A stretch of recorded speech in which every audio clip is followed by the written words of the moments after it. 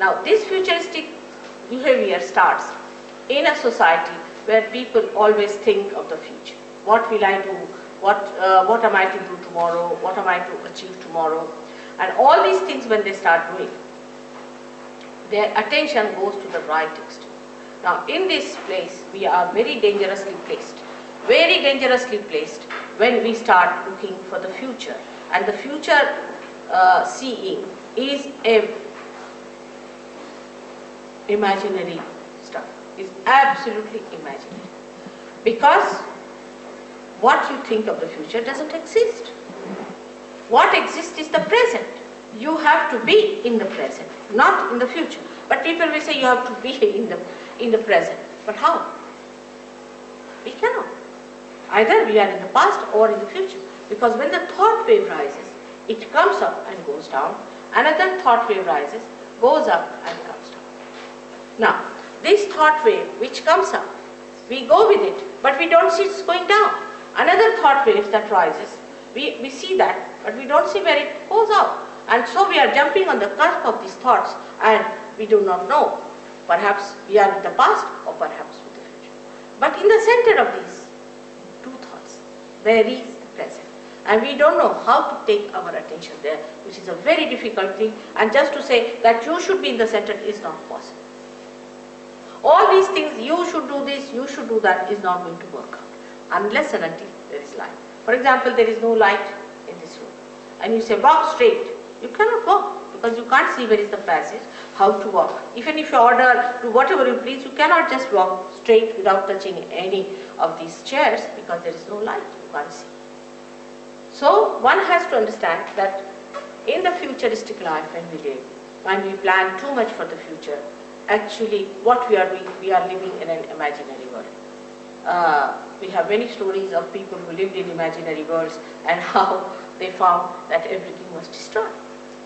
And there are people who work it out through their physical efforts, and when they go into their physical efforts, they create another problem for them because they just become physically oriented. And if you are just physically oriented, the spirit gets angry.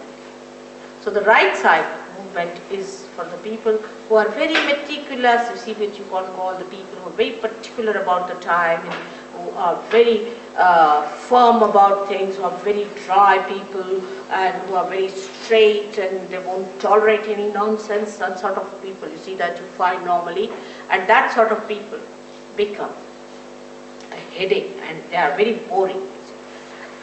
You can't just bear their company. They can be very boring people. And they give you big lectures about how to be straightforward and how to walk straight, absolutely.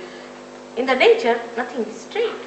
It all moves so beautifully because the nature is created out of varieties.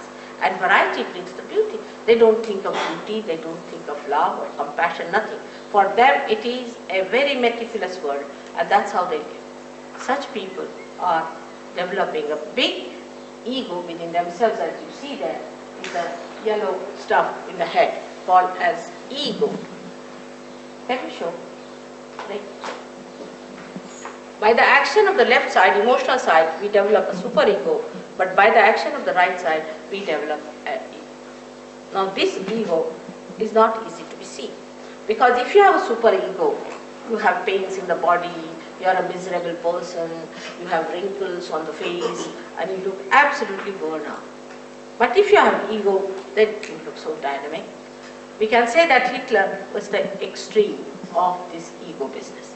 And he got into his head that he is some sort of a God incarnation, and that he has to save the people, and he was the one who knows about races and everything, and he is supposed to save some race. This kind of idea comes from these people who are right-sided. They are very aggressive. They may be very good to talk to. They may be very humble to look at. Could be very good businessmen. Could be anything. But they do not know that they have this Mr. Ego coming up on their heads, just like a big balloon, and they are floating in the air. The end of ego is stupidity. You will be surprised. The end of ego is stupidity. Such people indulge into all kinds of stupid things, and they say, what's wrong? For example, I have known old people behaving in so stupid ways. And they say, what's wrong? You know, an old man, say, of 90 years, who can't even walk without a stake, stakes to these dances you do, and then he falls down, you see, and he thinks, what's wrong?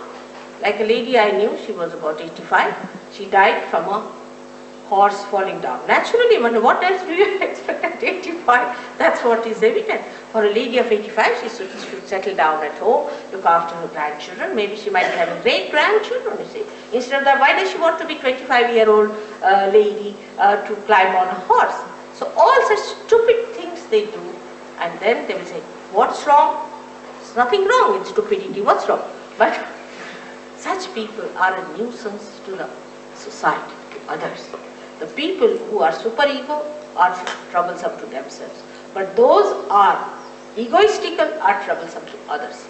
They are all the time correcting others, torturing others, putting their ideas onto other people, and such people can be very, very successful, because nothing succeeds like success.